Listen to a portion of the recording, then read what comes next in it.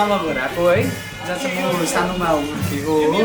अनि मेरो बुढो हजुरबाबा हुनुहुन्छ यता, हिज कम्प्लिटली बेडरिडन अहिले, बिचरा उहाँ आफ्नो हेल्थले गर्दाखेरि आउनु सक्नु भएको छैन। अन्त म उहाँको ब्लेसिङ प्लिज ल।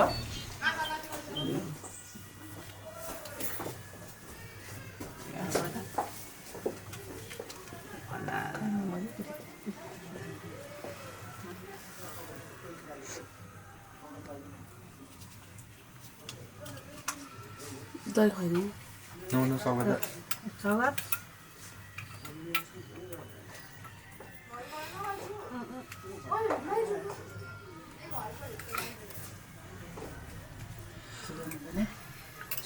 भयो जति देख्दैन है यहाँबाट देख्दैन जति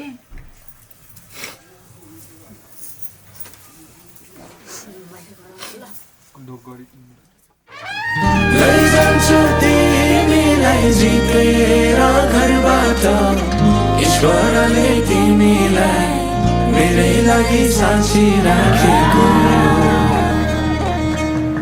लैजान्छु तिमीलाई जितेर घरबाट ईश्वरले तिमीलाई मेरै लागि साँची राखेको